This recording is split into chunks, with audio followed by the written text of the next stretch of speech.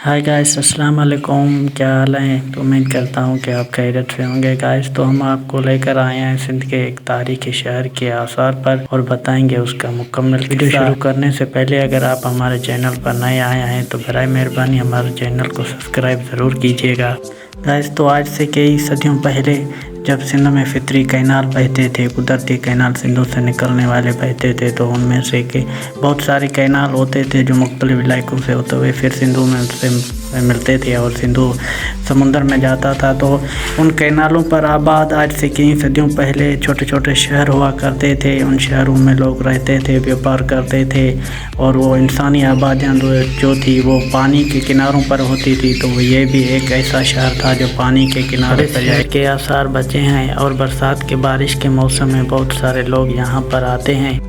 लोगों का कहना है कि बारिश के मौसम में इस शहर की जो बाज़ारें थी, उन बाज़ारों की जो बुनियाद हैं वो साफ ज़ाहिर हो जाते हैं और यहाँ पर तमाम मिट्टी के बर्तन और ठिकराट ज़ाहिर होती है और उनसे ये पता चलता है कि ये बाज़ार किस रुख में थी और किस तरफ से ये बाज़ार की जो दुकानें थी। कहते हैं कि ये तमाम पुराना शहर था और यहाँ पर मुख्तलिफ़ किस्म के व्यापारी रहते थे, कारोबार करते थे। लेकिन आज से कई सदियों पहले इस शहर पर और इस शहर के करीब कुछ शहर बताए जाते हैं। एक शहर मुरीद का शहर बताया जाता है, दूसरा शहर भी हमें बताया था और एक भिड़ो का शहर जो भिड़ो नाम का एक भिड़ो है वो अमरानी के करीब। ऐसे बहुत सारे शहर थे जो इस कैनालों पर आबाद थे। तो इस शहर के बारे में भी ये बताते हैं कि इस पर पहले मदद खान पठान ने हमला भी किया था और इस शहर से खूब बहुत सारी लूटमार की थी और इस शहर को बर्बाद कर दिया था। और काफ़ी वक्त के बाद दोबारा यह शहर आबाद भी हुआ था और यहाँ पे फिर लोगों ने जो है रहना शुरू कर दिया। फिर बाज़ारें शुरू हो गई तो लोगों का कारोबार चलने लगा। तो काफ़ी वक्त के बाद वो जो शहर आबाद हुआ था तो वो बहुत वक्त तक आबाद भी रहा था। लेकिन मीरों के दौर में कहते हैं कि यहाँ एक लिगारी आया था, उम्मेद अली लिगारी, वो रहता था, ये एरिया उसके हाथ में था।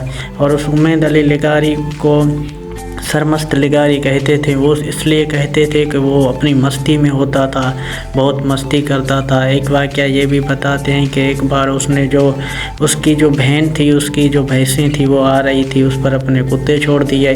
तो उसके कुत्तों ने जो उसकी एक भैंस को मार दिया। उसकी बहन ने कहा कि भाई तूने ये क्या किया? तो उसने कहा कि चलो मुझे तो बस खाली देखना था, मुझे मज़ा आ रहा था तो मैंने छोड़ दिया। आपको जो भैंस मेरी भैंस के बाड़ों में से चाहिए वो लेकर जाओ। कहते हैं कि ऐसे बहुत सारे किस्से बताते हैं। वो बहुत मस्ती में होता था। और एक बार ऐसा हुआ कि इस बसते हुए शहर में ये रहते थे और ये सरमस्त लिगारी की मस्तियाँ होती थी। तो एक बुजुर्ग था, अल्लाह का वली था, उसका ताल्लुक़ सिंध के सहरा इलाके थर से था।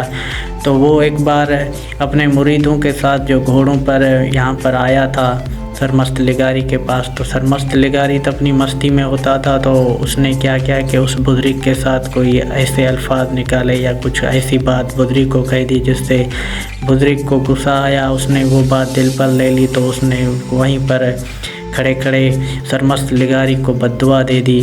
फिर कहते हैं कि उसके बाद का सरमस्त लिगारी का ज़वाल शुरू हो गया और सरमस्त लिगारी की सारी मस्तियाँ ख़त्म हो गई। अब यहाँ इस शहर के जो आसारात हैं, इसके करीब एक कदीमी कब्रिस्तान भी है। उस कब्रिस्तान में एक जगह भी है, वहाँ पर एक जाए है, एक कब्र है। उसके बारे में कुछ लोग कहते हैं कि ये सरमस्त लिगारी की है, लेकिन कुछ लोगों का ख्याल है कि ये सरमस्त लिगारी की नहीं, उसके बेटे की है। बेहतर अल्लाह पाक जानता है कि वो कब जो जाए कब्र है वो सरमस्त लिगारी के है या उसके बेटे के। लेकिन यहाँ पर लोग जो हैं दो राय रखते हैं।